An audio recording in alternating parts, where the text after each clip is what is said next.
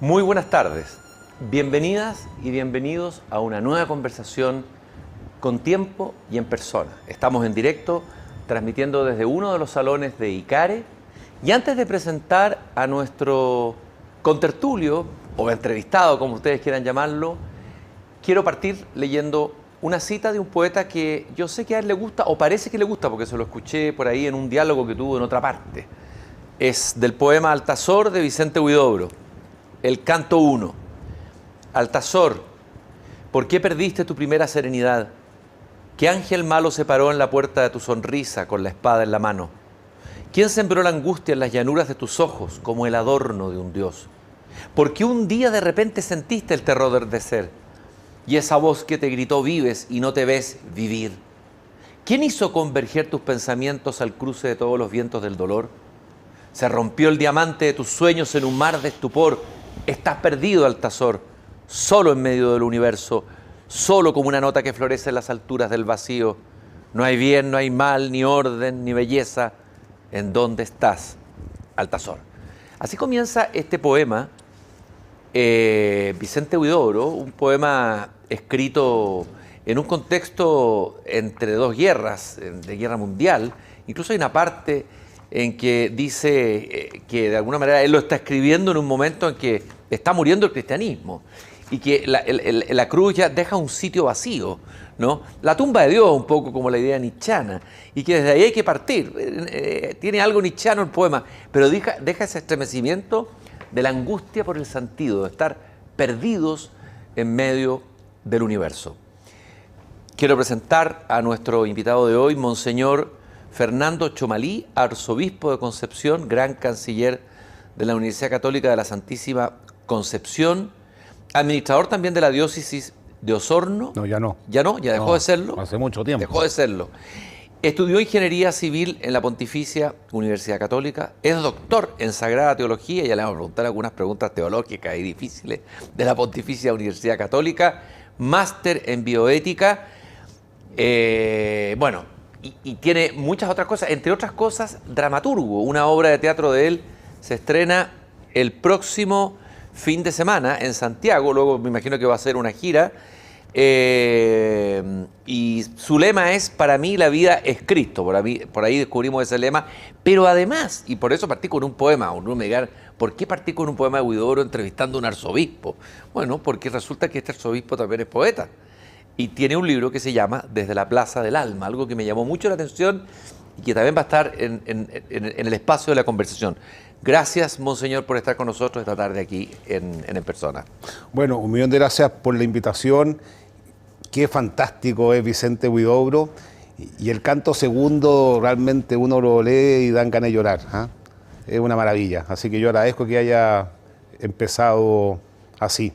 Yo lo primero que... A ver, ¿qué es lo que le resuena a usted antes de entrar? Porque tenemos que saber un poco más de su vida. Lo hacemos siempre al comienzo del programa, por eso se llama En Persona, también un poco de la vida.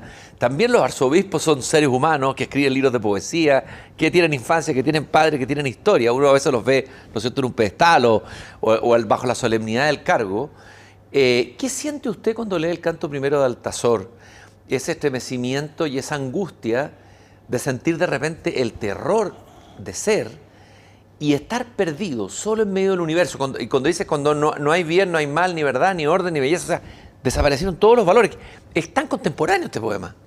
Bueno, absolutamente. Yo pienso que la pregunta por el sentido de la vida es una pregunta que ha estado presente desde siempre, y Vicente Huidobro y otros poetas, escritores han tenido la capacidad de verbalizarlo. ¿Ah?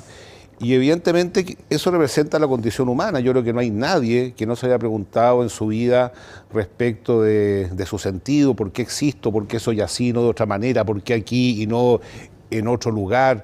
Y después hay temas que son muy presentes, por ejemplo, el tema de la muerte. Yo creo que uno de los dramas de la sociedad actual que la ha banalizado, la ha infantilizado. Vemos cómo los cementerios quieren parecer parques, las clínicas las tratan de convertir en verdaderos hoteles, a los difuntos se les maquilla, es decir, esconder esta realidad que es tan radical. Y también cuando vemos el mundo, o sea, vemos un mundo que tiene cosas muy positivas, por cierto, no cabe ninguna duda, sobre todo yo como creyente creo que Dios sigue actuando en la historia, aunque no siempre es fácil entenderlo, pero vemos una sociedad despedazada, eso lo vemos en el mundo y también en nuestro país, y por lo tanto él muestra un reflejo de la realidad en un momento bien crítico de la historia. A mí no me escandaliza eso, sino que al contrario me tiene todo sentido. Lo que pasa que nosotros tenemos una respuesta que es muy paradójica, que es justamente Jesucristo. A mí siempre me ha llamado la atención que el reinado de Jesucristo es una cruz. Cuando siempre a los reyes los tienen en los tronos, el reinado de Jesucristo es una cruz, y lo más maravilloso de todo que su corte son dos ladrones. O sea, la corte de Jesucristo son dos ladrones que van a llegar al cielo antes que cada uno de nosotros. Y bueno, ese es el drama de la vida. Entonces, cuando tú hablabas mi interés por la poesía, por el arte en general, es justamente una manera de expresar este drama que no está resuelto. ¿Ah? Y tal vez eso es lo interesante de la vida. Fernando, le quería preguntar, Monseñor, que hablemos un poco de... No, trátame de tú nomás. No, ¿Lo puedo tutear? Además que tenemos la misma edad, más o menos. Tú eres un poquito más joven. Así que no hay ningún problema. Bueno, no, absolutamente. No, soy muy absolutamente. De la UAN. Te agradezco, Fernando. Sí. Me gusta que nos tuteemos, nos va a dar más fluidez tal vez en el diálogo, en la conversación. Además tenemos algo en común, los dos estudiamos en la Alianza Francesa. Así es. ¿Te marcó mucho esa formación en la Alianza Francesa? A ver... Colegio laico, además, de la cultura laica francesa. Yo estudié en los colegios más laicos de Chile. Yo estudié en la Alianza Francesa y después en el Instituto Nacional. Terminé los 2 últimos años. Pero algo pasó en mí, que nosotros somos 5 hermanos, 4 estudiaron en la Universidad de Chile. Y yo estudié en la Universidad Católica. Fui el único que fui a estudiar en la Universidad Católica. Pero yo nací católico, o sea, en el fondo yo nací el 10 de marzo del 57 y el 11 de marzo ya me estaban bautizando en la capilla de la clínica, así que esa es mi ethos, es donde yo me he movido toda la vida, y eso sin lugar a duda que me ha marcado. La Alianza Francesa, claro, es un colegio de una muy buena formación intelectual. Yo no lo pasé tan bien porque yo de chico era muy tartamudo. Yeah. O sea, yo no podía ni hablar de lo tartamudo que era, así que soy experto en bullying. ¿Ah? Y entonces yo sufrí un poco por eso, pero estoy muy agradecido al colegio, tengo compañeros de curso que nos vemos hasta el día de hoy, pero en una época, el año 71, 72, donde siempre pensé que era bueno estar en un colegio público, me fui al Instituto Nacional y ahí terminé los estudios. El golpe fue el año 73, un año antes que yo entrara a la universidad, momentos muy dramáticos, de mucho dolor, sin lugar a duda, y ahora estoy aquí. ¿Y el Instituto Nacional? Porque es un colegio rudo, Fascinante. tú dices, la Alianza era rudo, pero... Fascinante. A ver. No, fascinante. Instituto Nacional es un colegio donde conocí compañeros muy inteligentes, muy brillantes y de sectores muy variados. La Alianza Francesa, no sé cómo estará ahora, pero en mi época era muy elitista. Es decir, había muchos hijos de diplomáticos, muchos hijos de... Claro, el Instituto Nacional no. Y ahí entraban los alumnos en octavo, por méritos académicos, y de hecho todos mis compañeros, todos de muchos sectores son profesionales. En ese curso una gran mayoría son médicos, están trabajando en hospitales, ingenieros, sabemos varios, un arquitecto, y una experiencia buena con profesores muy notables, profesores muy notables, muy entregados a su vocación. Yo tengo muy buen recuerdo de los dos colegios. ¿Hay algún profesor que te haya marcado, así te ha dejado una huella, una marca? Bueno, estaban los hermanos González y había un profesor, Aníbal González, que él nos ofrecía clases gratis los domingos para entrar a la universidad, y el profesor Duarte, un profesor de química, que era muy generoso, lamentablemente terminó muy mal, alcohólico, pero siempre preocupado de nosotros, nos llamaba. Y después había una profesora de filosofía que era extraordinaria, una profesora de apellido Saba, una gran profesora de filosofía, etc. Pero también en la Alianza Francesa yo recuerdo profesores muy notables, eran jóvenes, venían a prestar un servicio a Chile por 4, 5 años. Ahí tal vez heredé el gusto por las matemáticas, y ese es mi lugar natural hasta el día de hoy, porque todos mis hermanos estuvieron ahí y ahí han surgido nuestras amistades. Si tú fuiste al Instituto Nacional, todo institutano debe sufrir con las imágenes que ve de lo que está pasando hoy día con el Instituto Nacional. ¿Cuál ha sido tu reflexión sobre lo que está pasando ahí hoy, en este momento, en ese liceo tan emblemático de la educación pública chilena? No entiendo lo que pasa ahí realmente. No entiendo lo que pasa, pero hay una irracionalidad absoluta que no tiene nada que ver con el espíritu del Instituto Nacional. Y a veces pienso que hay personas que tienen intenciones decididamente de romper con esa tradición, o sea, decididamente, un grupo pequeño pero muy activo, y pienso que eso tiene que ver con la cultura actual en la que estamos viviendo, de querer refundar todo. Prácticamente algunos creen que la historia comenzó ayer y termina mañana, y no reconocer el valor que ha tenido ese colegio que ha logrado generar personas de bien para nuestro país. Bueno, y después lo otro, que detrás de eso está la idea que está muy arraigada y creo que nos ha hecho un daño inmenso, que los problemas se solucionan con la violencia. Eso entró. Yo nunca me voy a olvidar cuando una joven estudiante le tiró un jarro de agua a una ministra de Educación, algo que nunca se había visto, a la señora Mónica Jiménez, de feliz memoria.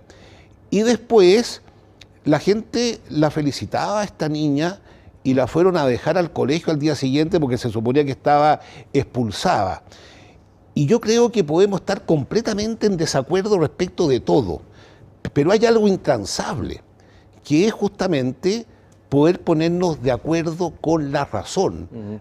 Yo le tengo mucha fe a la razón como ese acto sublime de poder decir, esto está bien, esto no está bien, esto es lo correcto. Y creo que eso se ha metido mucho en todo, se ha metido mucho en todo. Si algo no me gusta, yo uso la violencia de mil formas, y eso nos ha hecho un daño inmenso. Así que yo apelo, digamos, en el mundo en el cual me toca vivir a mí, a la razón como una forma de resolver los conflictos y creo que en política también lo necesitamos de manera muy urgente. Tus orígenes familiares vienen de Palestina, un Sí. lugar que también ha estado marcado por la violencia. Hay una Así es, historia, la así historia es. de tu familia, de tus orígenes, Así los es, inmigrantes, así ya es. están marcados por Así es. la experiencia traumática de la violencia. Así es. A ver, cuéntame Así quiénes es. fueron tus abuelos, quiénes llegaron, A ver, mira, y tu vinculación con el mundo palestino. Sí, mira, los chomalí eran 5 hermanos, hombres, y a los 3 chicos los mandaron a Chile casados en un barco, llegaron a Marsella, después a Argentina y Chile, para que no lo enrolaran en el ejército otomano. ¿Ah? Y los mandaban chicos y llegaron acá, yo me imagino, con un sufrimiento enorme, cruzar el Atlántico, llegar a Argentina, o sea, cruzar la cordillera, etcétera. Personas de mucho trabajo, muy preocupados sus hijos. ¿Ah?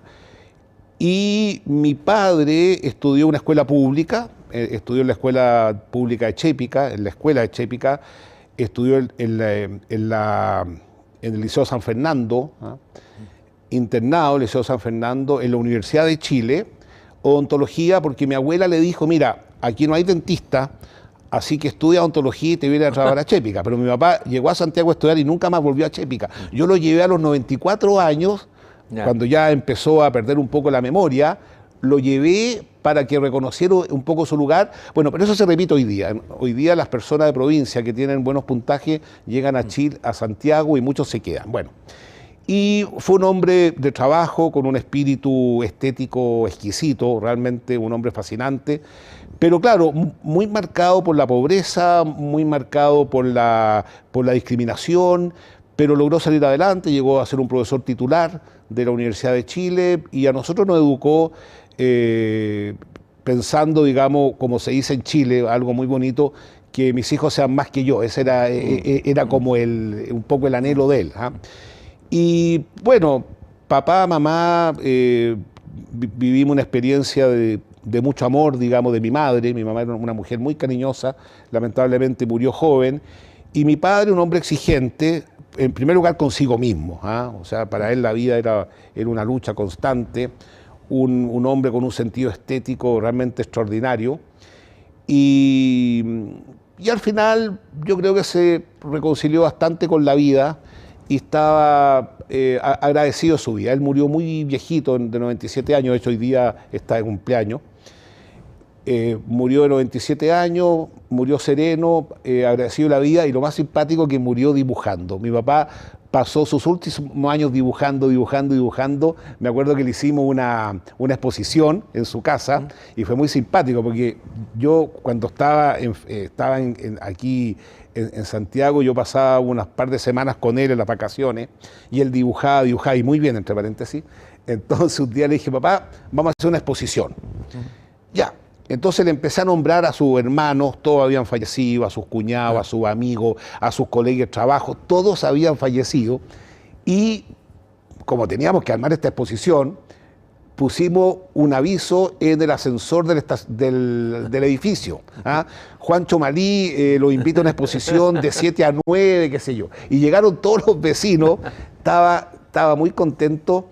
Y bueno, eso, mis hermanos son todos profesionales, todos casados con hijos, profesionales también.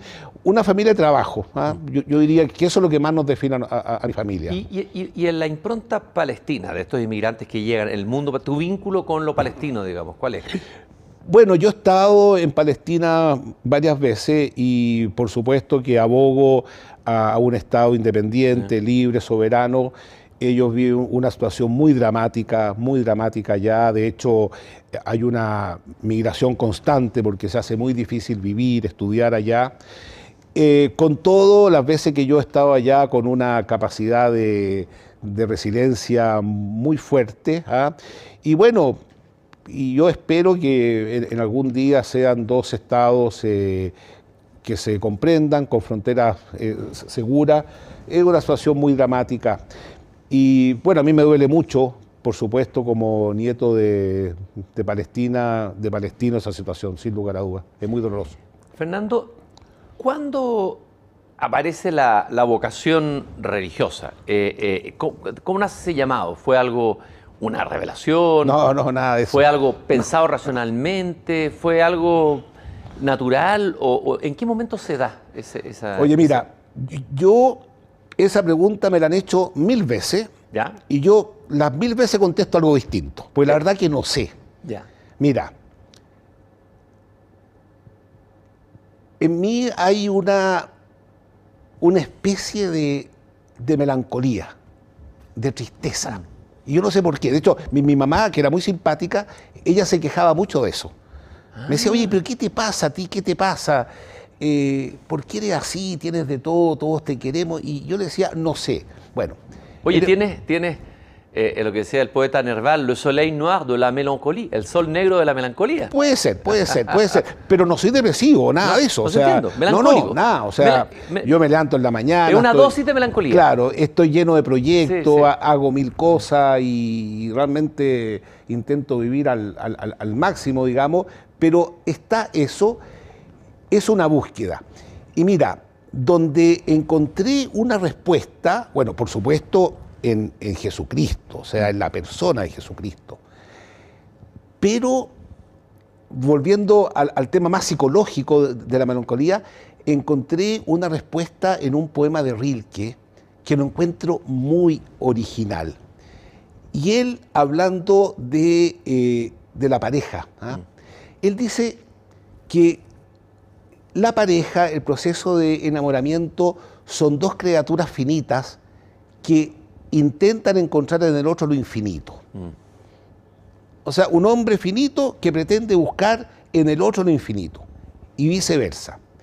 Pero eso siempre se va a ahogar en las intenciones si no se abren a un espacio más trascendente. Es decir, yo siento que hay una búsqueda de absoluto en mi persona muy, muy profundo, muy dramático, y encontré en Jesucristo, en la iglesia, en los curas que yo conocí, una respuesta muy contundente, que se me confirmó durante el seminario.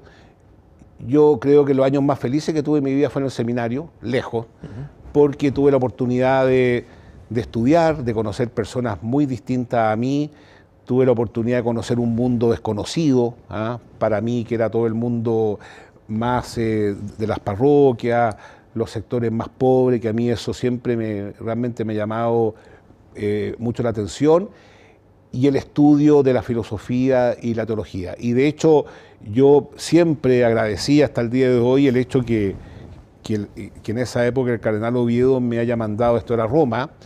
Yo estaba fascinado porque era más tiempo, digamos, de formación, por así decirlo. Pero pienso que fue eso, ¿no? Evidentemente tengo el matrimonio en alta estima, es una vocación preciosa, pero yo sentía que la búsqueda del absoluto de Dios estaba algo muy arraigado en mi vida, y aquí estoy. Es como, lo mío. Si uno lo mirara desde la fe, uno podría decir que Dios puso esa semilla de melancolía en ti para buscarlo a Él, ¿no es cierto? Yo pienso que no podría haber hecho otra cosa, pienso, pero también pienso que esa experiencia no se va a acabar nunca.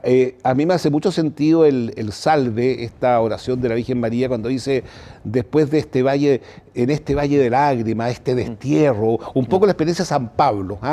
Y yo pienso que eso le pasa a mucha gente. Yo siento que siempre hay un espacio de querer más, de búsqueda, que yo creo que al final es una búsqueda al infinito, y yo me tiré al vacío, por así decirlo, pero pasó algo interesante. Como yo te contaba, yo era muy tartamudo, pero tartamudo, o sea, yo no podía ni hablar de lo tartamudo que era. Y sufrí mucho por eso yo y mi familia. Y el asunto es que cuando postulé al seminario, después de que un amigo me me ayudó a eso. El padre Jerónimo Walker, que también estudió ingeniería en la Universidad Católica, y yo lo llamé a él y me presentó a los formadores. Bueno, no me querían dejar entrar por tartamudo. Entonces yo dije, bueno, estará de Dios. Entonces al final dijeron, ya que entre nomás y ahí vemos lo que pasa. Y el asunto porque todos los otros procesos estaban bastante bien, digamos. Y el asunto que entré y se me pasó. Increíble. Impresionante. Sí. O sea, de hecho, si yo no cuento que era tartamudo, pero terrible, nadie lo creería. Y yo creo... Quiero preguntar, ¿cómo interpretas tú eso? ¿Cómo lo lees tú? No, yo lo leo que... Mira, yo lo leo, ¿sabes cómo? Cuando uno no está contento con lo que hace, con el entorno en el cual vive, con las exigencias que tiene, el cuerpo te habla. El cuerpo te habla y no hay caso. Y en mi caso habló a través de la tartamudez. Yo creo que uno en la vida tiene que hacer un discernimiento de qué es lo que uno realmente quiere. Yo, por supuesto, no reniego para nada el hecho de haber estudiado ingeniería. Tengo grandes amigos hasta el día de hoy. Y también no reniego de todos los fracasos que he tenido, que para mí han sido también positivos, me han enseñado. Yo cuando estudiaba ingeniería, en esta búsqueda que tenía, empecé a estudiar arquitectura, y me fue pésimo, no entendía nada, y dije, bueno, no es lo mío. Después estuve en la Escuela Moderna de Música, estuve harto años intentando hacer algo, y me di cuenta que tampoco tenía habilidades, pero siempre buscando. O sea, yo pienso que eso es lo que me mueve. Ahora, en esa formación teológica, ¿qué teólogo te marcó de lo que leíste? ¿O algún maestro de teología te marcó? ¿Con qué pregunta, con qué tema de la teología? Bueno, la verdad que hay... Sí sé, pero...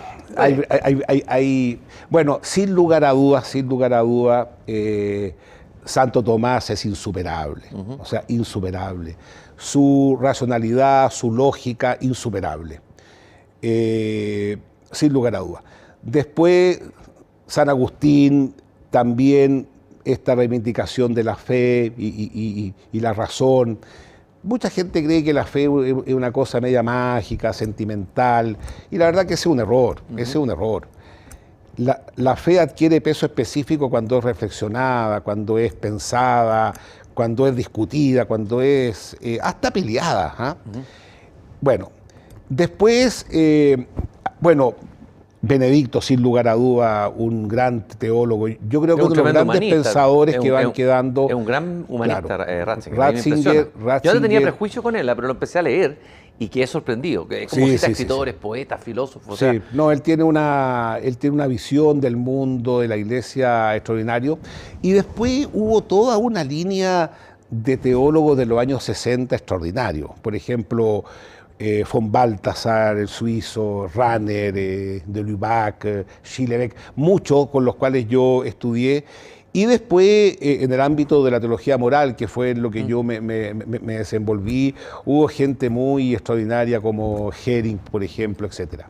Y después yo conocí a un sacerdote que me marcó mucho y que el Papa lo nombró cardenal a los 80 años, Helios Grecha. Helios Grecha es un gran pensador y él tiene una corriente de pensamiento en la bioética tremendamente sugerente, interesante incluso, y muy danos el núcleo, ¿Cuál sería el núcleo de ese pensamiento? No lo conozco, pero me interesa mucho. El personalismo, es decir... como de Mounier, el personalismo de Mounier. Claro, es lo que propone, digamos, en el ámbito de la bioética, una bioética fundamentada en la ontología del ser. Porque la tesis de él, digamos, que yo la comparto, es que hay un empobrecimiento del pensar metafísico. Cuando hay un empobrecimiento del pensar metafísico, el sujeto queda entre paréntesis. El sujeto queda entre paréntesis. Y él lo recupera, el sujeto en cuanto tal. Entonces, él se separa de las corrientes, por ejemplo, sensitivas, de que los seres humanos comienzan a ser personas cuando tienen un sistema nervioso central, porque el ente está antes que eso. Se separa también de la corriente contractualista, en el sentido que tenemos que ponernos de acuerdo nosotros en un consenso. ¿Qué significa eso? ¿Desde cuándo le vamos a dar estos atributos, estos derechos, etcétera? Y se separa también de esta corriente tan difundida de que yo le doy valor a la persona según mis creencias, mi idea, etcétera. Y esto, en el fondo, entonces, este pensamiento ontológicamente fundado se separa de una corriente actual muy potente, que en mi opinión ha hecho mucho daño, que es el emerger de la subjetividad de la persona como valor absoluto. Yo creo que eso nos ha perjudicado porque se niega que existe una verdad objetiva que podamos reconocer todos. Y yo creo que ese, en mi opinión, es el problema cultural más grande que tenemos hoy día. Es decir, el emerger de la subjetividad como el valor absoluto para reconocerle valor a las cosas ha hecho que en muchas materias tengamos un diálogo de sordos. El sujeto moderno, el sujeto de la modernidad. Esa es la modernidad. ¿Ah? Claro. Yo soy, yo quiero, yo puedo. Sí. ¿Ah? Sí. Ahora, eso dificulta mucho porque lo que pretende ese pensamiento, digamos, del emerger de la subjetividad como valor absoluto, que por ejemplo los parlamentos terminen siendo notarios de los gustos personales. Entonces son leyes, digamos, que intentan dejar contento a todo el mundo, pero el sujeto débil lo deja entre paréntesis.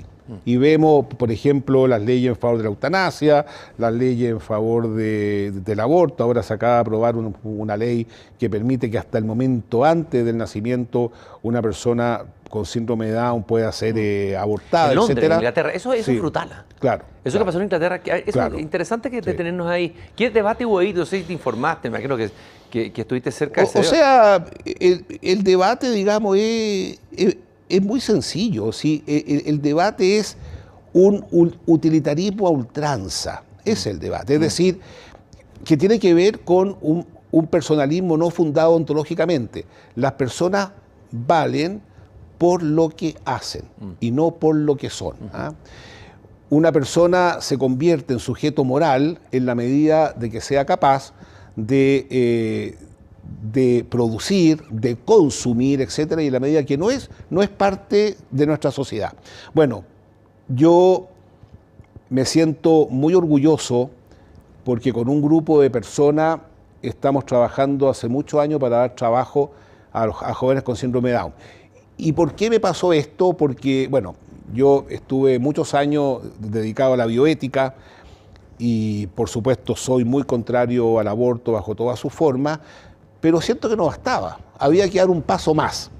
Y en este minuto, en distintas horas, tenemos 30 jóvenes con síndrome de Down trabajando, están felices, ganan dinero. Entiendo que tienen una lavandería. Tenemos una lavandería, una Concepción esto, claro, ¿no? Tenemos una lavandería, una cafetería, un invernadero, que son verdaderas universidades, donde después de un tiempo se van a trabajar a otras partes. Tenemos en varias partes trabajando, en DeFord, en la universidad ahora se acaba de ir uno a trabajar a Holiday Inn, otro a una clínica. Es decir, es un lugar de humanidad donde les vamos descubriendo sus destrezas y sus habilidades. Y lo que yo creo que eso mismo deberíamos hacerlo en los colegios, porque ¿qué pasa en los colegios, en los jardines infantiles? Que llega alguien, le meten un programa hecho en un laboratorio que no tiene nada que ver con lo que la persona es. Entonces sucede que nos estamos perdiendo a Einstein, nos estamos perdiendo a un Vicente Guido, nos estamos perdiendo a etcétera, porque lo encasillamos ahí. Entonces, eso pienso que le ha hecho muy bien a la sociedad penquista, que sienten todos esos proyectos como propios. De hecho, lo entraron a robar hace como 2 meses atrás, y a las 9 de la mañana estaba el gobernador ahí, 9 de la mañana, a mirar cómo podemos ayudar, qué sé yo. A las 2 de la tarde fue la delegada presidencial, con los seremi. Es decir, hay una percepción de que mucho más de lo que se puede hacer al respecto. Sobre bioética, ¿cuál es tú que crees que ha sido el debate más difícil, así bien honestamente, difícil de enfrentar? Porque hoy día los desafíos, las preguntas que tienen que ver con un sujeto moderno más empoderado, una mujer más empoderada, con movimientos como el feminismo que han cambiado las cosas. Bueno, en la década del 60 fue el hipismo, etc. Y por lo tanto, la Iglesia hoy día está a veces mucho más atrincherada en algunos temas. Uno la ve desde afuera como más atrincherada, en un debate difícil. ¿Cuáles son los debates más difíciles para la Iglesia en bioética? Los más difíciles, porque nos metamos un poquito a bueno, analizarlo. hay dos. Uno, el Estatuto del Embrión Humano. Ese es el primero. O sea, estamos hablando de quién. Cuando hablamos del embrión humano, ¿de quién estamos hablando? ¿Estamos hablando de algo o de alguien? Y ahí salen las otras preguntas, o sea, ¿qué valor le reconocemos, etcétera? Y lo otro, el fin de la vida. La eutanasia. Claro. Esos son los dos grandes temas. Eso es difícil. Esos son los dos grandes temas. Dame argumentos contra contra la eutanasia, de alguien que está sufriendo dolores indecibles, que la posibilidad de que pueda dignamente morir son escasas. ¿Cómo no justificar la eutanasia? Y no por argumentos individualistas, sí. Ni que vengan de la visión que tú decías recién, digamos, de esta esencialidad del sujeto. ¿Cómo enfrentas esto? Bueno, mira, voy a darte argumentos empíricos. Para empezar, después vienen otros. Nosotros hicimos un estudio en el Centro de Bioética hace años atrás, que era por qué la gente pedía la eutanasia. Sobre todo en Occidente, porque este es un tema de Occidente. O sea, en el mundo árabe, el mundo mapuche, pero ni se te vaya a ocurrir pensar terminar con la vida de un ser humano en un estado terminal. Impensable. Esto es un tema de Occidente, ¿ya? Bueno, las personas en Holanda, en Bélgica, piden la eutanasia porque se sienten solas. Una persona decía, yo a los médicos les puedo pedir buenas curas, pero no puedo pedirle que me amen. Al personal sanitario lo mismo. Yo no quiero vivir porque me siento sola. Bueno, ese es un tema. En segundo lugar, lamentablemente hay un tema económico, aunque no lo quieran en el fondo decir. Hay estudios en Italia, por ejemplo, que dicen que las personas en sus últimos años de vida se gastan todos los recursos que no se gastaron cuando eran productivos, ¿ya? Y por lo tanto, en un mundo tan marcado por lo económico, mira, yo he estado en debates, a mí me da vergüenza decir esto, he estado en debates donde se discutía si a los ancianos en los asilos había que afeitarlos una vez al día, una vez cada 3 días, una vez a la semana, y cada uno tenía un costo. O sea, imagínate la brutalidad a la cual podemos en el fondo llegar cuando hay un abandono. Y en tercer lugar, hay otro argumento que a mí también me hace mucho sentido, es que una persona que está sufriendo, que está gravemente enferma, digamos, ¿qué grado de libertad tiene para poder decidir respecto de su vida? Y normalmente, lamentablemente, deciden otros. Yo creo, y esa es la experiencia que tenemos, nosotros tenemos 4 hogares de ancianos, de personas pobres, muchas que no las van a ver nadie, nunca nadie, cuando se sienten queridas, respetadas, tenemos muchas postradas también, nunca nadie ha pedido la eutanasia, ni se la ha pasado por la mente. Por lo tanto, es una respuesta cultural a una situación inhumana, de mucha soledad y de mucho abandono. Yo te voy a contar algo. Para la pandemia, nosotros tenemos una casa de ejercicios espirituales, de jornada. Llamamos al intendente, le dijimos, mire, aquí están las llaves, yo sé que ustedes van a necesitar mucho espacio para la pandemia, aquí están las llaves. Y nos dijeron, oiga, muchas gracias, vamos a tener a los enfermos fitosanitarios. Y yo dije, ¿qué son los fitosanitarios? Son personas abandonadas en los hospitales. Hay muchas personas que las van a dejar a los hospitales, hospital de de los pueblos, las ciudades chicas, y los abandonan. Como necesitaban esas plazas para los enfermos del COVID, no las llevaron. Entonces, estas son respuestas inhumanas a una sociedad inhumana. Y hay otro problema por el cual yo me niego tajantemente a la eutanasia, que tiene muchos bemoles, pero a la eutanasia en el sentido de terminar con la vida de una persona inocente, es que esa tarea se la dan a un médico. O sea, un médico que por naturaleza está llamado a cuidar, a sanar, a no dañar, a él le dan esa tarea y muchos han declarado objetores de conciencia. Eso, oye, perdóname, porque la eutanasia en el sentido más estricto de la palabra, no etimológica, que significa una buena muerte, sino que en el sentido como se entiende en la medicina, es una acción u omisión destinada a eliminar la vida de un ser humano inocente, gravemente enfermo. Esa es como la etimología. Y la dignidad, porque se habla de la dignidad final, de alguien bueno, un final indigno. Bueno, la dignidad de la persona, digo yo. Bueno, es que justamente la dignidad, el concepto de dignidad es un concepto muy serio que significa algo que no tiene precio, algo indisponible, algo intransferible. Y por lo tanto, evidentemente que es muy doloroso, está gravemente enfermo, etcétera. Pero a mí me parece que no hay nada más indigno para una sociedad que solucione un conflicto con un acto de violencia. Otra cosa distinta es que una persona no está obligada a todos los medicamentos que se le puedan dar. Y de hecho, yo lamento mucho que se hable mucho sobre la eutanasia, pero se habla poco sobre el ensañamiento terapéutico, que también es un drama. O sea, hay personas que las mantienen a unos costos excesivos, con sufrimiento excesivo, etcétera. No estamos obligados a eso. La Iglesia dice algo muy, muy sencillo. Tratamientos ordinarios y proporcionados a la situación de la persona. Y quienes ven eso son médicos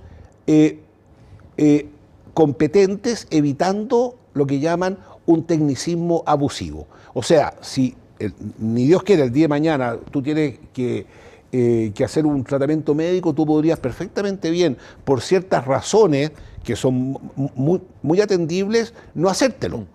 Bueno, de hecho la obra de teatro que voy a presentar trata justamente sobre eso. Pero eso no es eutanasia, porque lo que elimina a la persona es su enfermedad. Y eso puede pasar porque somos mortales.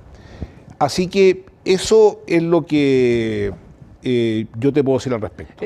El aborto, ha surgido el debate, y lo escuchamos, digamos, sobre todo el mundo que viene más del feminismo, digamos, de que la mujer tiene el derecho de disponer de su propio cuerpo y decidir, y no que otros decidan, y que es una decisión libre y soberana que hace con su cuerpo. Se habla incluso de la expresión su cuerpa, dicen algunos, etc. Hay todo un movimiento bien fuerte, sí, claro, en este ámbito. ¿Cómo enfrentas tú eso, digamos? Y se ve como una conquista de la libertad de la mujer, de la libertad de elegir, de decidir, que no decían otros por mí, por mi cuerpo, etcétera, etcétera. ¿Cómo se enfrenta eso desde la mirada cristiana? Bueno, mira, lo primero que yo aconsejo, digamos, es leer los libros de embriología donde estudian todos los alumnos de medicina del mundo. Cualquier parte del mundo te dice, en el momento de la fundación se inicia una nueva vida humana, ya está definido si es hombre o mujer, en ese minuto, y eso lo sabe un niño de octavo básico. Ya está definido si es hombre o mujer, y cómo no va a tener un carácter de personal un ser que ya está definido si es hombre o mujer. Genéticamente es distinto al padre y a la madre. Es genéticamente distinto. Y su desarrollo también es independiente. La misma necesidad que tiene la madre, el niño en el vientre de la madre, es la misma necesidad que tienes tú en la sociedad y que tengo yo en la sociedad. Porque si la sociedad el día de mañana no te da de qué alimentarte, tú sencillamente no vas a existir. Por lo tanto, es un ser distinto, genéticamente distinto, que se desarrolla por sí mismo. Y hay que ser sincero también, hay situaciones muy dramáticas, eso es verdad. ¿Violaciones? Violación, niños con malformación, hay situaciones muy dramáticas, eso yo no lo puedo negar. Pero y ahí pareciera que la Iglesia es como acusada de falta de compasión, no, absolutamente, para colocarse en el lugar, porque una cosa hablan en teoría. Sí. Imaginemos, no lo quiero tampoco, una sobrina, no, claro, que le pase a alguien cercano. Sí, mira, hay situaciones muy dramáticas, eso es cierto, que requieren acompañamiento humano, psicológico. Nosotros tenemos casas donde llegan mujeres que tienen embarazos muy difíciles, las cuidamos, las apoyamos, etcétera, para que saquen adelante sus niños. Pero con todo, el aborto es la eliminación deliberada de un ser humano inocente. Y eso no. Ahora, muchas mujeres piden el aborto porque se sienten solas, abandonadas, echadas de las casas. Los hombres se desentienden, problemas económicos, de todo tipo. Cuando todo eso hay un acompañamiento, la situación cambia. Entonces, en esto hay que ser muy cuidadoso, en el sentido de reconocer que hay dramas terribles, pero no se soluciona un drama con otro drama, que es eliminar a un ser humano. Y por último, yo creo que todos tendríamos que estar muy agradecidos de que nuestras propias madres nos cuidaron. Y anda a saber tú qué problema tuvo tu mamá en tu embarazo o mi propia mamá. No tenemos idea. Pero dijeron, vamos a seguir adelante y estamos contentos. A propósito, hay un libro, Steve Jobs, extraordinario, la biografía de Steve Jobs. Él es hijo de dos pololos de Estados Unidos, uno que era un sirio y su mamá norteamericana, y lo dieron en adopción. Y él buscó a su madre biológica.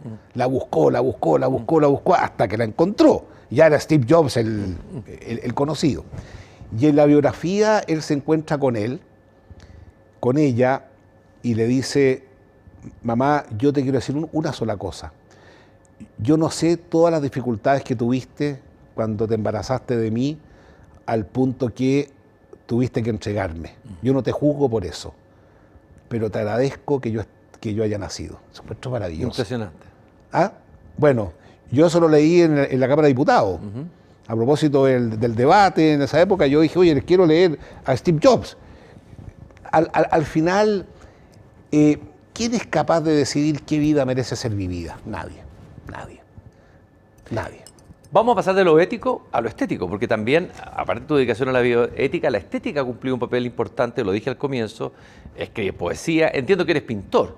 Que pinta no soy pintor, o pintor pero de me ocasión. Gusta, no. Y que tus pinturas incluso son como postmodernas, sí, digamos. Sí. Pinturas como de... Sí, durante la pandemia hice y fotógrafo. Me gusta. Haces fotografía, pero sobre todo vamos a hablar de la dimensión de la dramaturgia y de la poesía, lo que tú haces. Pero yo no quiero ver el tema de lo estético. Dostoyevsky dijo alguna vez, un personaje que era el idiota de Dostoyevsky, decía: solo la belleza salvará al mundo, que es una frase impresionante. A ver, la dimensión estética en tu formación y lo importante que es en el mundo de hoy. ¿Tú crees que la belleza puede salvar el mundo? ¿Y de qué belleza estamos hablando? Yo sé que es un temazo, que le vamos a colocar unos bordes porque podemos pasarnos 3 horas hablando de él, pero tú vislumbres de este tema, de este gran tema. Ay, Dios mío, mira. 2 cosas. Uno, yo le agradezco mucho a mi padre que nos inculcó el gusto por la belleza. A él le gustaba mucho la pintura chilena y le gustaba mucho también la música. De hecho, nos educó mucho en la cultura musical. Claro, a él le gustaban los compositores modernos, que a mí nunca me gustaron mucho, pero nos inculcó ese gusto, y de hecho él a los 65 años de edad empezó a estudiar piano, porque él tenía el peso ese de la pobreza, pero ya a los 65 años, jubilado, estaba tranquilo, estábamos todos grandes, se compró un piano y estudió durante muchos años. Mira, la belleza es la conjunción de la armonía, de la simplicidad, del color, del placer al final. Y es una búsqueda infinita de lo bello como una categoría trascendental. Acuérdate que en la teología los trascendentales son la belleza, la bondad y la verdad. Bueno, entonces yo tengo un ojo para darme cuenta cuando algo tiene un un sentido estético. Ahora, yo creo que esto no es muy valorado hoy día porque la racionalidad hoy día se asocia a una racionalidad científica. Y la racionalidad científica, ética y estética a la vez. ¿Ah? Así que, no, la verdad que me fascina, sí. La verdad es belleza, la belleza es verdad, creo que decía el poeta John Keats. Sí. Hay una necesidad de belleza, ¿no es cierto? Así como tú hablabas de una necesidad absoluta, hay instintivamente una necesidad de belleza. Bueno, en el ser humano. Yo pienso que uno de los procesos más tristes que estamos viviendo en este minuto, en Chile en concreto, es un proceso de vulgarización muy acelerado, en primer lugar con el lenguaje. El español es una lengua maravillosa. Yo invito a que lean buena poesía, a que lean a escritores pero extraordinarios con una prosa maravillosa y se van a dar cuenta de la riqueza del lenguaje. Eso se ha empobrecido mucho. Y en segundo lugar, se ha vulgarizado la ciudad como lugar de encuentro. ¿Ah? Y de hecho el título, Desde la Plaza del Alma, tiene que ver con eso. La plaza como un lugar de encuentro privilegiado de mundos distintos, etcétera, que se ponen de acuerdo y que buscan entre todos algo que los haga ser más felices. Esas plazas han sido vandalizadas. Absolutamente. Desde octubre del 2019, los espacios públicos en Chile. Así es. Y prima viene el feísmo, casi un culto a lo feo. ¿En qué es lo que ves tú ahí eso? ¿Qué síntomas hay en eso? No sé si estás de acuerdo que hay un feísmo.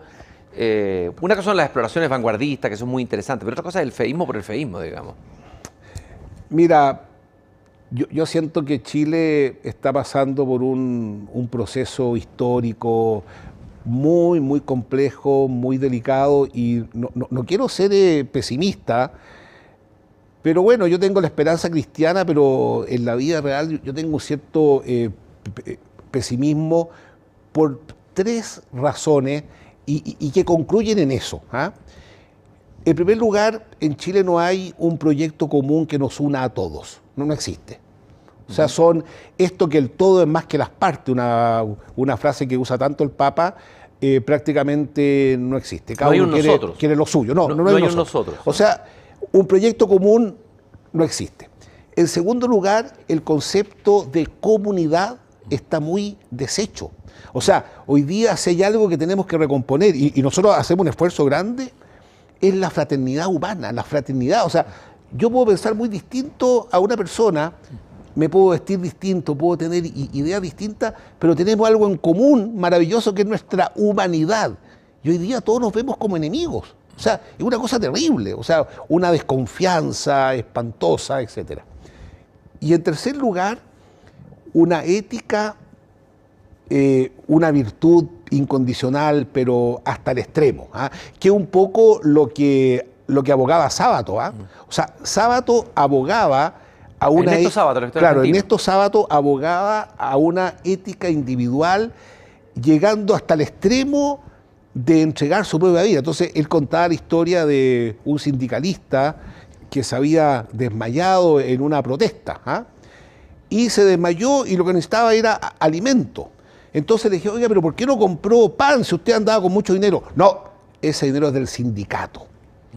No, ese dinero es del sindicato. Entonces, él apelaba a eso. Bueno, cuando la ética queda cuestionada, lo primero que se pierde es la estética. ¿Por qué? Porque lo feo es una manera de rebelarse, pero rebelarse con B larga, de rebelión, no de rebelarse de revelación. Sí. Es una manera de rebelarse. La fealdad que yo veo en todo, la manifiesto destrozando. O sea, es una reacción. A mí me preocupa mucho que en Chile andan todos preocupados de los fenómenos, la delincuencia, el portonazo y todo, nos estamos encerrando, ponemos llave por todos lados, pero nadie piensa el fundamento. O sea, el fenómeno es complejo, pero ¿cuál es el fundamento? Y creo que una de las lecturas teológicas interesantes que hace la Iglesia, y hemos escrito mucho sobre esto, es pasar del fenómeno al fundamento.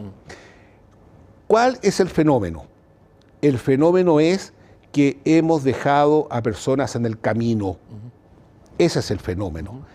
En Chile 700.000 jóvenes no estudian ni trabajan, en nuestra región 120.000. Mientras pasaba eso, estaban llevando un iceberg a Sevilla. O sea, explícame tú. Explícame tú. Entonces, hemos sido muy autocomplacientes con los logros, y eso evidentemente que no se pueden negar, la cantidad de jóvenes, primera generación de la universidad, primer auto, primer viaje, todo lo que tú quieras. Pero hay un grupo que ha quedado en el camino, ha quedado muy solo, muy desprovisto y con escándalos que han hecho mucho daño.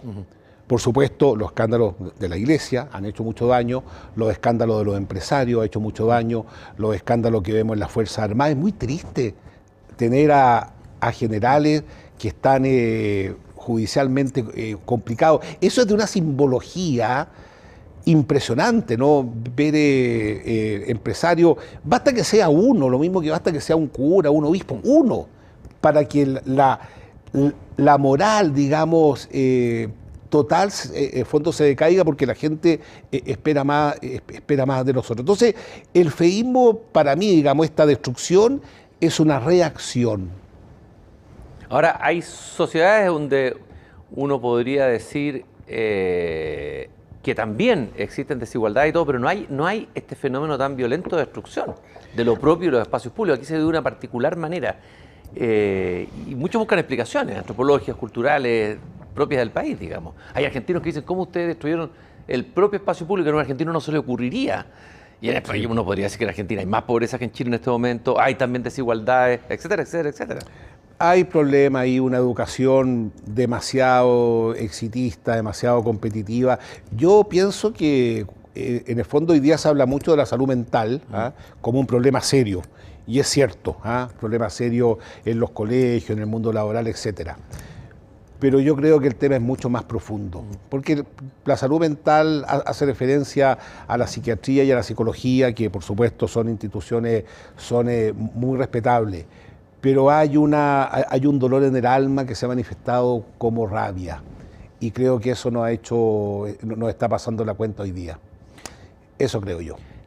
Hablemos un poco que es un fenómeno más bien espiritual. Espera, una de las cosas, elementos de ahí, la crisis, de la dificultad de construir nosotros, el desplomamiento de la comunidad, la intolerancia. Chile ha tenido momentos difíciles de quiebre, como por ejemplo 73.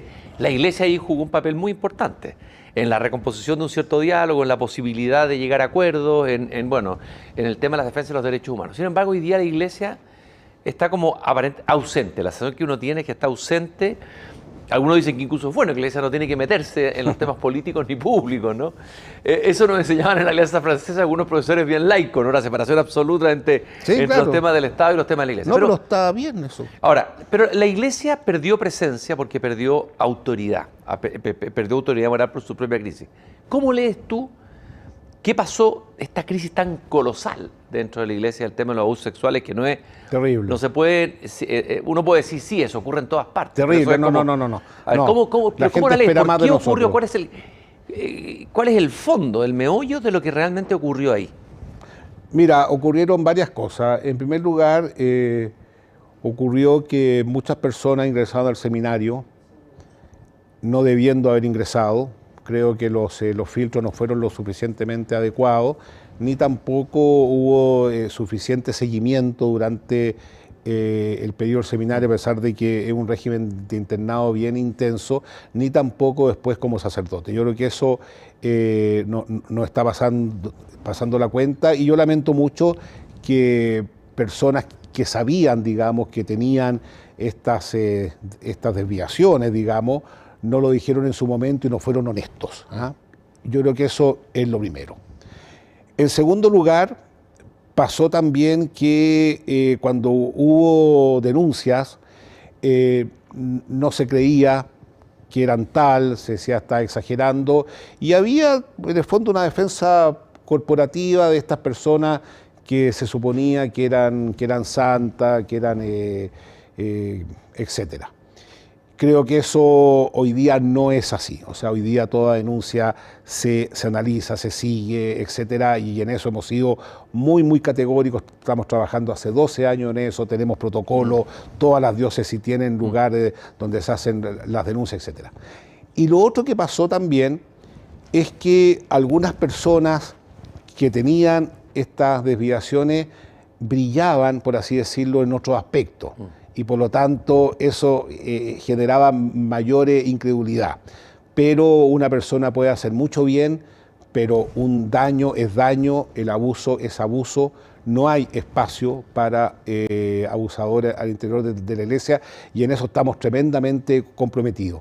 Y es doloroso ver que es bastante más extendido de lo que uno pensaba en Chile, lamentablemente, en Estados Unidos, en Europa, en muchas partes. Y eso para mí ha sido un dolor inmenso, porque yo ingresé al seminario justamente con esta búsqueda, y también había un poco de heroísmo en esa época entrar al seminario, pues estaba la Vicaría de la Solidaridad, en el fondo había un cierto romanticismo también, y destruir eso, etcétera. Eso es triste, doloroso, pero yo lo digo acá públicamente, estamos absolutamente comprometidos a que esto no hay espacio para el abuso. Toda denuncia se investiga, estamos acercándonos a las víctimas, tenemos procesos de reparación, etcétera, y ojalá que eso se extienda a todas las instituciones. Bueno, eso es un punto. El otro punto es lo siguiente: cuando la iglesia es un ente bastante abstracto, otra cosa es lo que pasa en las iglesias particulares, en las diócesis, donde hay un rostro, que es el obispo. Y otra cosa es lo que pasa en las parroquias, donde hay un rostro, que es el párroco. Y son mundos totalmente distintos. Hubo un estudio hace algunos años atrás, quién era el personaje más valorado del barrio, y era el párroco. Estaba ahí, la gente lo conocía. Yo no conozco parroquia, te lo digo esto con mucho orgullo, yo no conozco parroquia en Chile donde no haya una obra social. Durante la pandemia tuvimos 60 comedores, oye, con personas que se sacaban el pan de la boca para ir a dárselo al anciano. O sea, tenemos una red. Entonces, claro, cuando se habla del espacio público, la gente quiere que como que golpeemos la mesa frente a cosas. No, nuestro trabajo es más silencioso. Quizás nos hizo daño, digamos, esta cosa demasiado mediática, cuando nuestro trabajo es silencioso, anónimo, con personas concretas. Incluso lo que pasó el 8 de diciembre. O sea, 1 millón de personas en Lo Vázquez, en Concepción 200.000 en todas las diócesis. Pero las iglesias vacías en algunos lugares. Ese es el tema. O sea, aquí, y eso que estamos en América Latina, ya sí, en Europa, quiere decir, o sea... Bueno, la gran pregunta que tenemos que hacernos es qué hacer con aquellas personas que tienen la llama, que tienen fe, pero no han sido capaces de comprender el valor de la misa. Creo que es un desafío pastoral, pedagógico. Bueno, y justamente todas estas cosas que yo hago tienen esa finalidad, o sea, intentar encantar de nuevo con una verdad hermosa que es Jesucristo. Pero yo siento que lo hemos hecho mal, pero también en Chile pasa algo bien particular. Yo creo que Chile es un país que está muy entretenido. O sea, la gente está entretenida. Y es como una especie de proceso que se está viviendo, pero en algún minuto se va a dar cuenta que la cosa no es llegar, no es pan y circo. Hay cosas más importantes en la vida.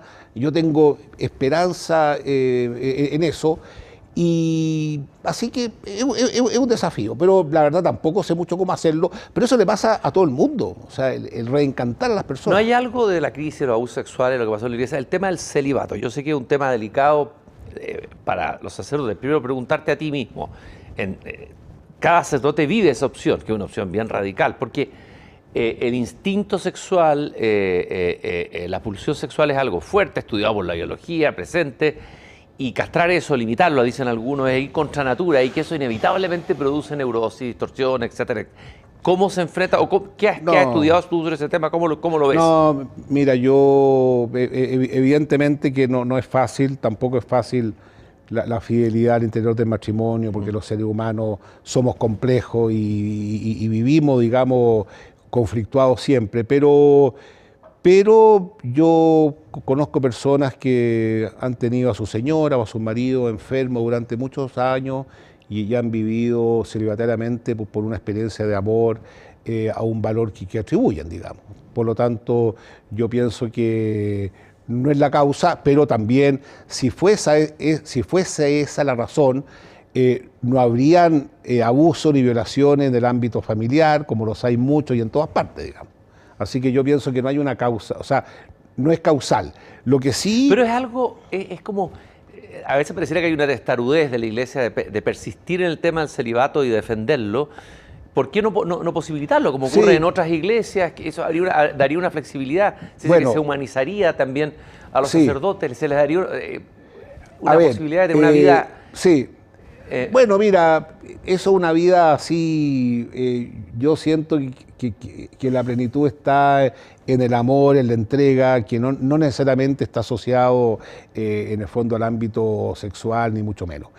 Pero yo te quiero decir al respecto que el celibato efectivamente es una ley eclesiástica, no es una ley divina como lo es la divinidad de Jesucristo. Esto se decidió en un concilio muy antiguo, ¿no? Y en un contexto distinto de nuestro mundo. Claro, y también es cierto ¿Cuál es el debate que hay en la Iglesia al interior de esto? ¿Qué posturas interesantes hay, digamos? Bueno, y también es cierto que la Iglesia Católica oriental, antes de ordenarse, los sacerdotes pueden elegir si se casan. Y también es cierto que la crisis que hubo entre los anglicanos, digamos, también es cierto que la Iglesia aceptó algunos pastores anglicanos casados y los ordenó, etcétera. O sea, no es una ley absoluta. Pero, por otra parte, la disponibilidad que hay en un proceso libre que uno tiene para elegir durante mucho tiempo da muchas garantías de una entrega absoluta. Pero evidentemente que no es una ley divina como lo otro, y evidentemente que hay planteamiento al respecto, pero por el momento sigue el celibato para los católicos de rito latino. Hablemos de tu obra de teatro. Bueno. Al final, aquí se cruza lo ético y lo estético, ¿no es cierto? Porque es una temática, una obra de teatro que se va a presentar ¿en qué teatro? Sí, bueno, se presenta el viernes, pero lamentablemente se llenó el teatro, no hay más entradas, digamos.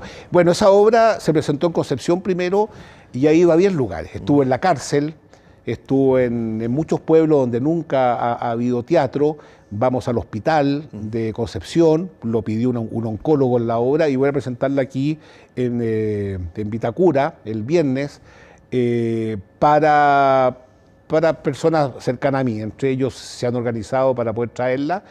Y bueno, es la historia de un hombre exitoso, digamos, que de un minuto a otro le descubren un cáncer y tiene que rehacer su vida y se da cuenta que todo lo aparente no era tan aparente, o sea, no era tan verdadero. Y al pobre le tenían mono la señora, le tenían mono los hijos, y él tiene que reconciliarse con su señora, con sus hijos, y al final triunfa, digamos, el amor después de diálogos muy duros, hasta que muere. Ahora, ¿cómo se hace para conciliar? Porque por un lado está el sacerdote, ¿no es cierto? Y por otro lado el dramaturgo, sí, ¿no? Se ha dicho que a veces hacer literatura o teatro con una tesis implícita, eso puede destruir la riqueza de la complejidad de lo que puede ser una trama novelesca o una... ¿Cómo? A ver... porque tú me dijiste ahí, en el fondo estás planteando la tesis final, digamos. ¿Cómo se fue dando? ¿Cómo construiste la obra de teatro? ¿Cómo nació?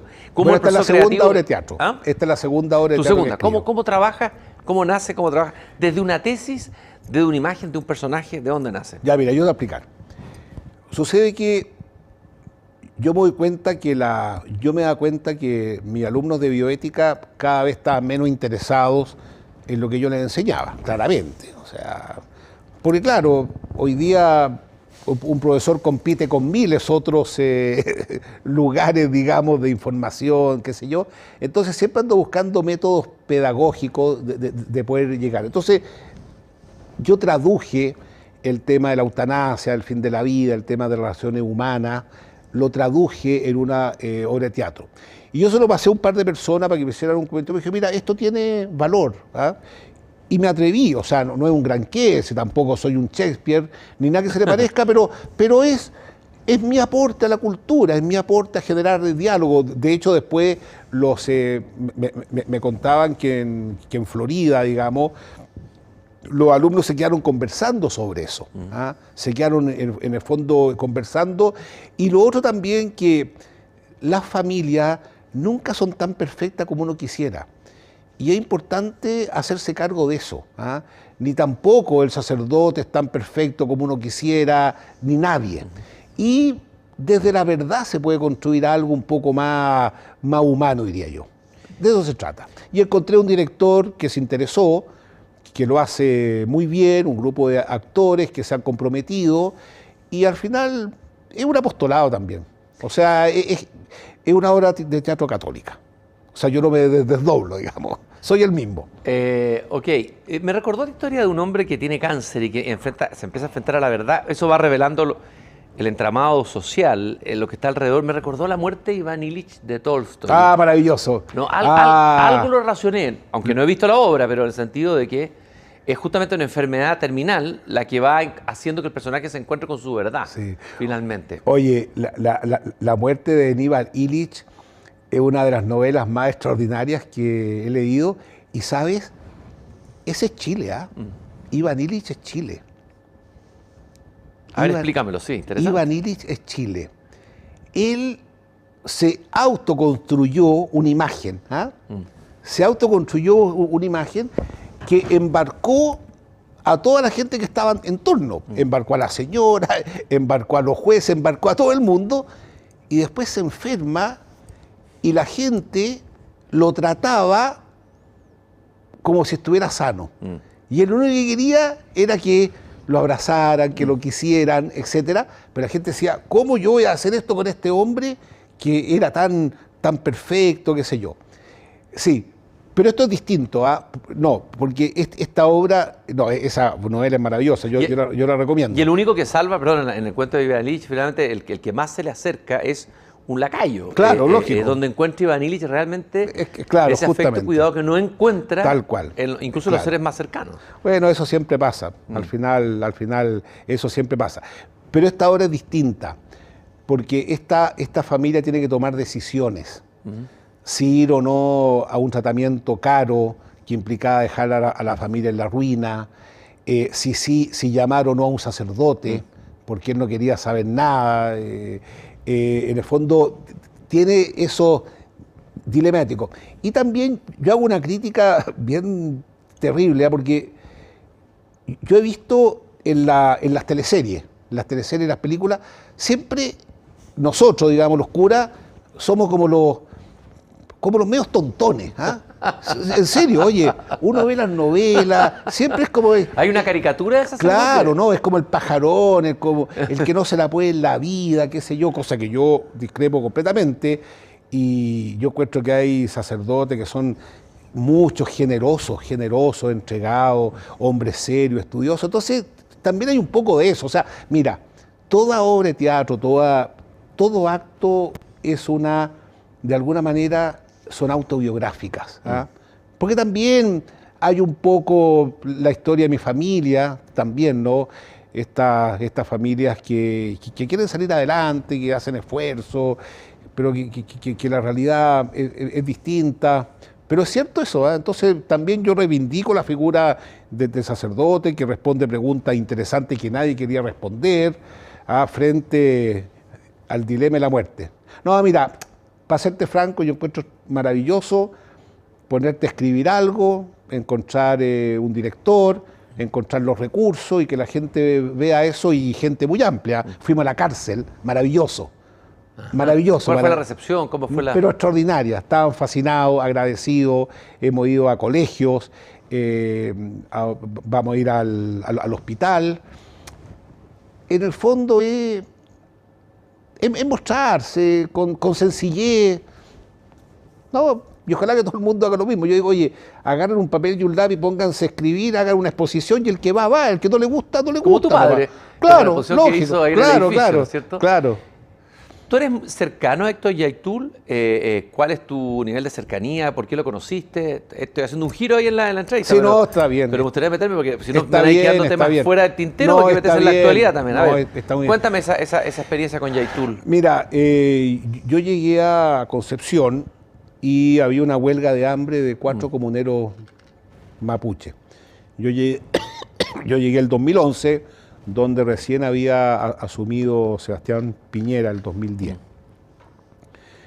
Entonces me llaman porque ya había una experiencia anterior con Monzón Sati, que destrabó una primera huelga, y yo les dije que por supuesto que yo colaboraba. ¿Ah? Estuve muy cerca de ellos, fui muchas veces a la cárcel, a Angol, fui al hospital, a muchas partes para que desistieran de la huelga. Eso me permitió conocer a su señora, conocer a sus hijos.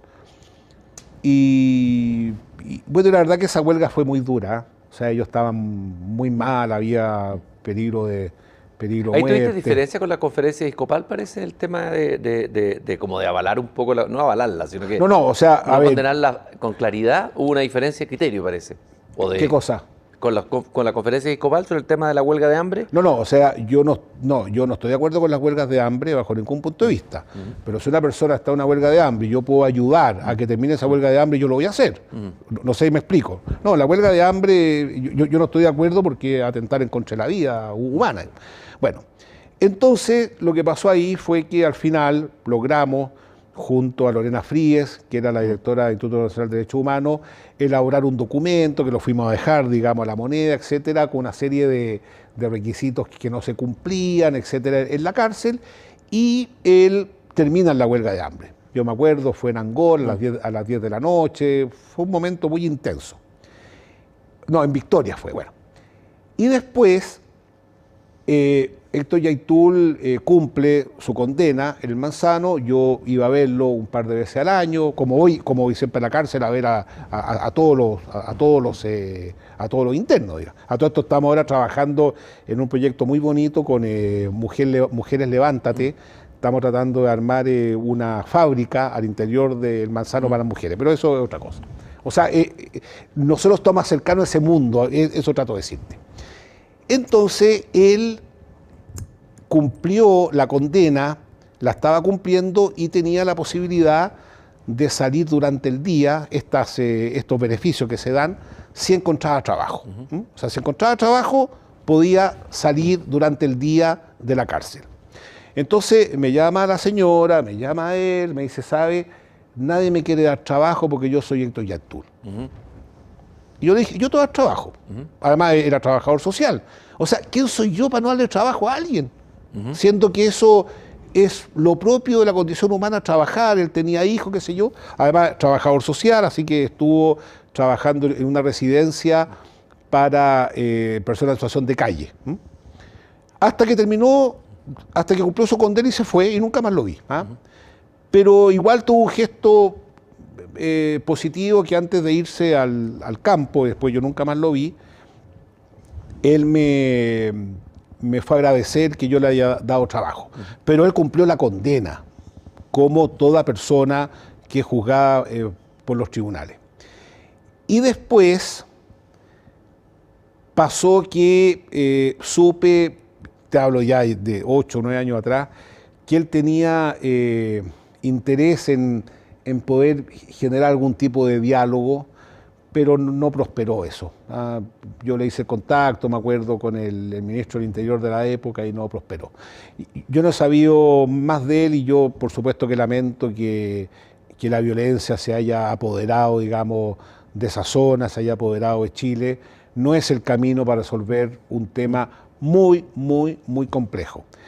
Y yo espero, digamos, que exista la magnanimidad suficiente para poder entender el problema más de fondo, y creo que eso no ha pasado. Se han armado no sé cuántas comisiones, siempre con la intención de avanzar, y algo pasa que se hace todo muy difícil.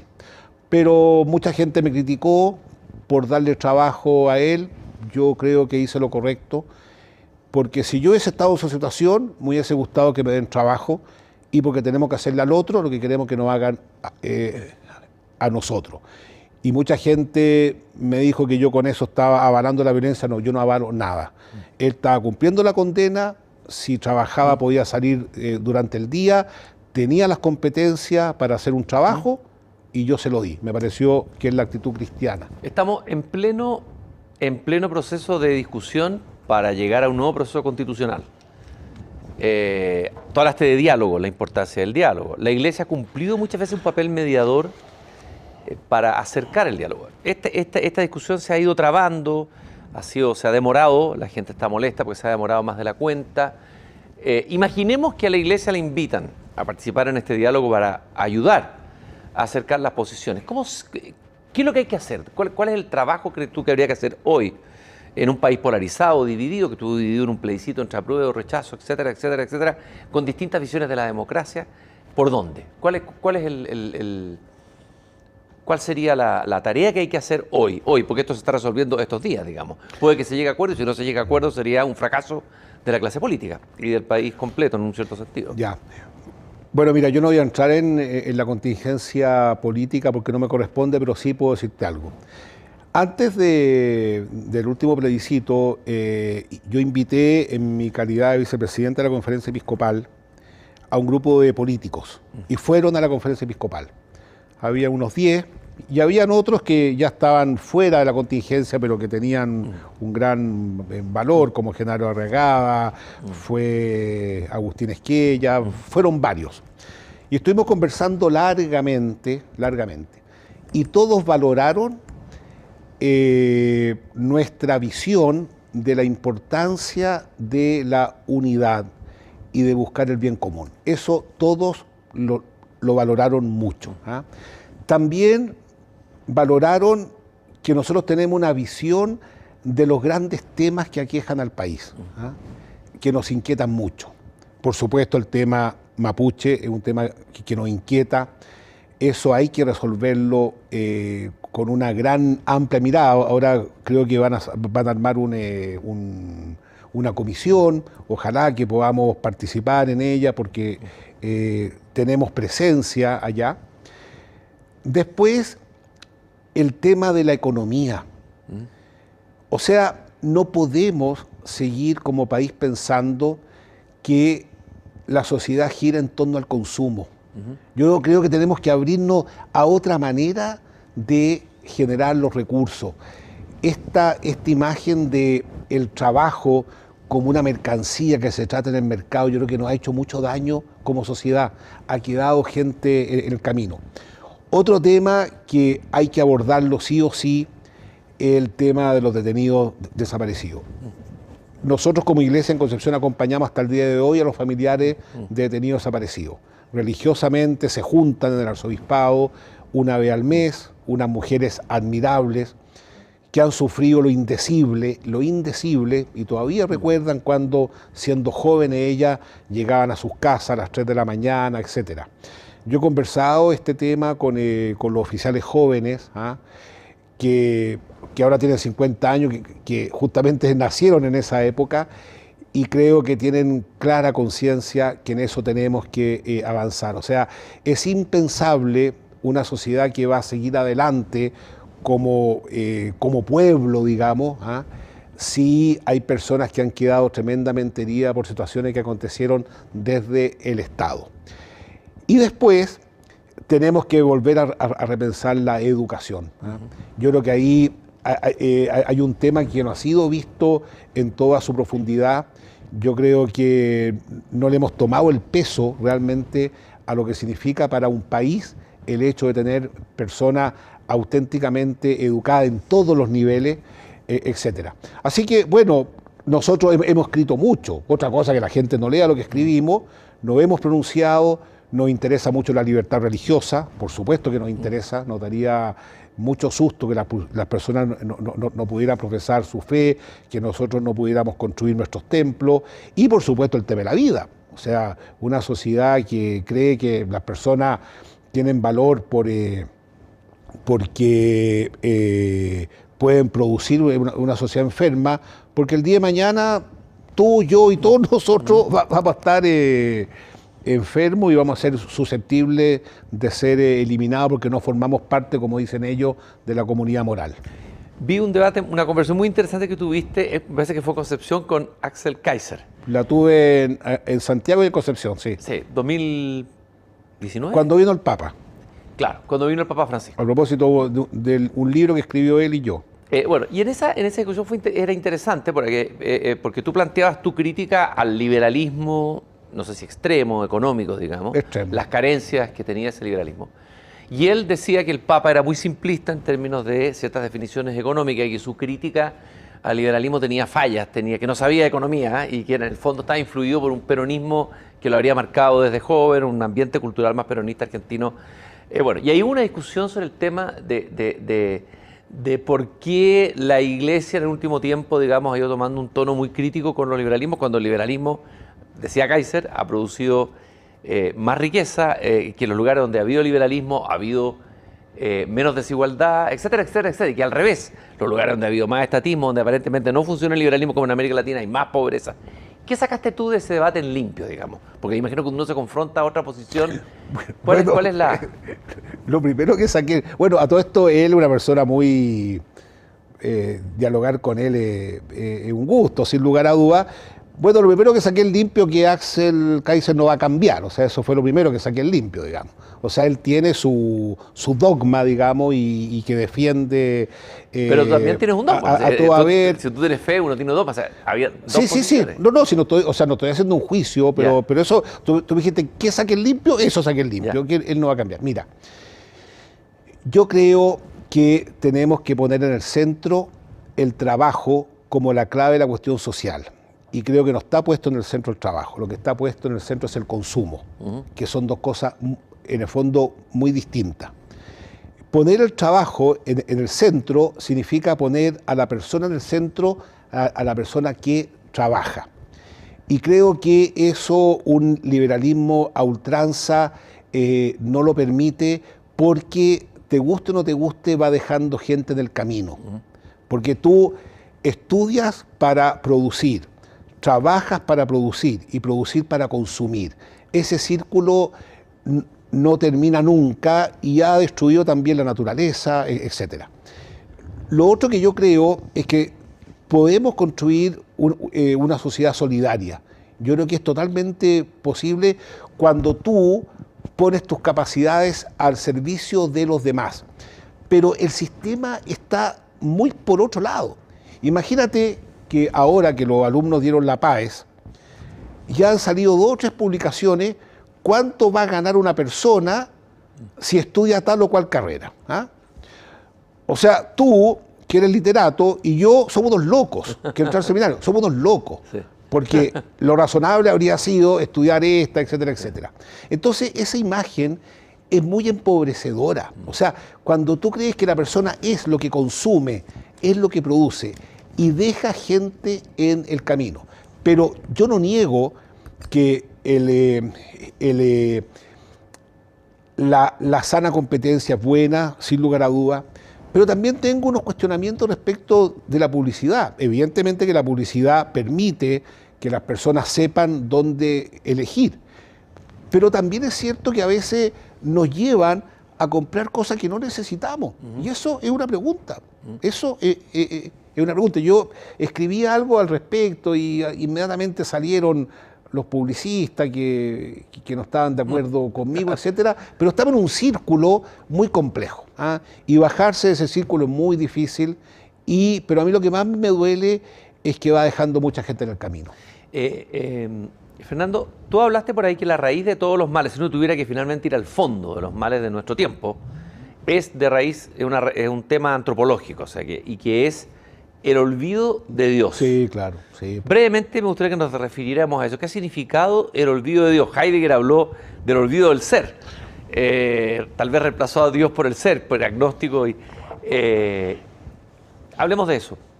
Brevemente, en los últimos minutos que nos quedan. Mira, el olvido de Dios significa que yo soy mi propio Dios. Lo que yo creo, pienso y quiero es el valor absoluto.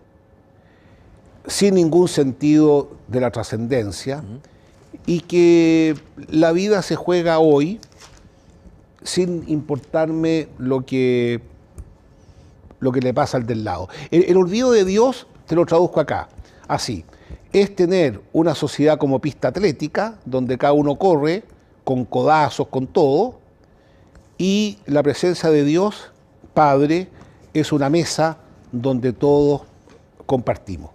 Y tenemos que ir pasando de una pista atlética brutalmente competitiva, tenemos que ir pasando a una mesa donde nos queramos, donde nos respetemos y donde cada uno saque sus propios carismas al servicio de los demás. Eso es lo que yo creo. César Vallejo, poeta peruano, Sí. el Cholo Vallejo, tiene un poema que se llama Adiós. Voy a leer un pedacito, que es bien interesante. Dice, en el fondo le recrimina a Dios en algún momento, él estaba marcado por su formación cristiana, pero le recrimina no sentir lo que siente el ser humano, o sea, no sufrir. Bueno, uno respondería obviamente que Jesús sí lo siente, ¿no es ¿Y de cierto? qué manera? ¿Y de qué manera, ¿no es cierto? Sí. Pero él dice, a ver, déjame ver si lo encuentro exacta. Dios es mío, estoy llorando el ser que vivo. Me pesa haber tomadote tu pan, pero este pobre barro pensativo no es costra fermentado en tu costado. Tú no tienes Marías que se van. Dios mío, si tú hubieras sido hombre, hoy supieras ser Dios. Pero tú que estuviste siempre bien, no sientes nada de tu creación. Y el hombre, si te sufre, el Dios es Él. Es el juego que hace. Bueno, es el aguijón de la teología. Sí. El aguijón de teología es por qué existe el mal si Dios es bueno. El aguijón de la teología, por qué Dios no es un aguijón elimina... menor, no es un aguijón menor. No. La pregunta de Iván sí. Karamazov, los hermanos Karamazov. Claro, sí, o sea, si este estudió yo te lo devuelvo, claro. Sí. Pero en Jesucristo está la respuesta más contundente, sufriendo hasta el extremo por nosotros y todavía vivir con la esperanza de la resurrección. Pero mira, hoy día hay muchas propuestas de muchos tipos. Yo al menos creo firmemente que en Jesucristo, conociéndolo, queriéndolo, creyendo en Él, como verdad, camino y vida, tenemos un camino muy hermoso para vivir personalmente y transformar el mundo. Yo creo en eso. ¿Has tenido momentos de duda, quiero decir, de duda radical, Toda la vida. ontológica, Siempre. duda, fe y duda, digamos? Sí, absolutamente, absolutamente. O sea, yo no soy un profesional de la fe, no sé si me explico. No, y el día que yo soy un profesional de la fe, yo me voy a mandar a cambiar. A mí me duele mucho la pobreza, me duele mucho que nosotros no hayamos sido capaces de transmitir, digamos, la maravilla de la fe, pero al final uno, más allá de las dudas, vive con la certeza de que a Dios lo llamó a uno y uno sigue con este camino, que no es fácil, sin lugar a dudas. Hay momentos de mucha tristeza, pero hay momentos muy sublimes. Quiero estar acá, por ejemplo, conversando. Gracias, Fernando. Para mí también es un gusto estar aquí conversando contigo. Para cerrar, y tal vez esto sería una respuesta, Vallejo, a este poema tuyo, conversemos. Ya. Que me gustaría, si lo pudieras leer tú mismo. O sea, aquí tenemos al arzobispo poeta, o el poeta escondido detrás del arzobispo, leyendo su propio poema. Sí. Dios, ven, conversemos. Siéntate aquí. Tomemos un café, lo podemos hacer. Si tomaste el agua de la samaritana y dormiste en la casa de un pecador, ¿por qué no podrás conversar conmigo? Dime hablando de tú a tú, ¿qué te pasó? ¿Viste las noticias? Se están todos matando, todos. Si ya no queda nadie.